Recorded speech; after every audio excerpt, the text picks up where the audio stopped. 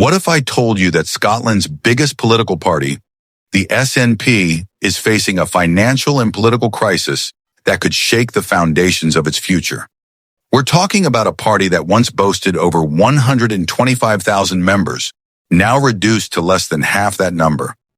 A party that used to project strength and stability, but whose own accounts now reveal a deficit of nearly £500,000. And here's the kicker. Their financial troubles are unfolding while they continue to demand independence for Scotland. So how can they convince a nation they're ready to govern when they can't even balance their own books? The SNP has lost more than 8,000 members in just 1 year. Their membership has dropped to around 56,000, down from 64,000 last year, and way below the peak they enjoyed under Nicola Sturgeon's leadership. Imagine that decline for a moment. A party that once seemed unstoppable is now struggling to hold on to its own supporters. Does this look like the beginning of the end for the nationalist movement, or is it just a rough patch? And if you think the membership losses are bad, wait until you hear about the money. According to the official accounts published by the Electoral Commission, the SNP went from a healthy surplus of £661,000 in 2023 to a crushing deficit of £455,000 in 2024. That is a jaw-dropping reversal. Party officials insist it's normal to run into the red during election years. But can we really call nearly £500,000 in debt normal? And then comes the motorhome. Yes, you heard that right. The infamous camper van seized by Police Scotland during a financial investigation. It was originally worth around £100,000. Now, because it's been impounded for so long, it's valued at just £41,000, less than half its original price. What does that say about the state of affairs when even the assets tied up in controversy are literally losing value by the day? But perhaps the most extraordinary detail is the loan. The SNP still owes £60,000 to its former chief executive, Peter Merle, the very same man who has appeared in court facing allegations of embezzlement. No repayment plan, no interest, and, according to the accounts, there's a strong chance the debt might simply be written off altogether.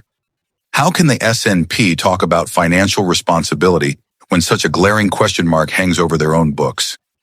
Now, I want to hear from you. Do you think this is a temporary stumble for the SNP, or is it proof the party is unraveling from within? Drop your thoughts in the comments below. We read every single one here at England Now 7, and your opinion helps shape the conversation. Of course, the opposition is having a field day. Scottish Conservative MSP Craig Hoy has slammed the SNP, saying they can't even be trusted to manage their own finances, let alone Scotland's economy. He argues that even the most loyal nationalists are beginning to lose faith, and he's calling on voters to move Scotland past what he calls the SNP's obsession with independence. Strong words, but do you agree with him? Or do you believe the SNP still has the vision and the backing to lead Scotland into independence despite these setbacks? On the other side, the SNP insists they are still Scotland's largest party by far, pointing to record donations last year, the highest since 2017. Their treasurer argues that deficits like this happen in election years, and that the party remains in a strong position for the 2026 vote. In fact, polls currently show the SNP still ahead, despite everything. That raises a fascinating question. Will voters care more about the SNP's financial mismanagement, or will the bigger issue of Scotland's future as an independent country outweigh the money troubles?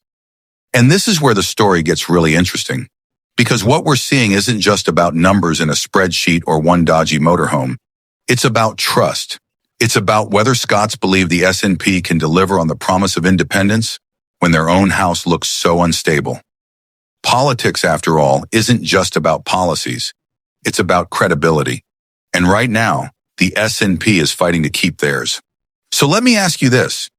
If you were a Scottish voter, would this financial chaos shake your confidence in the SNP?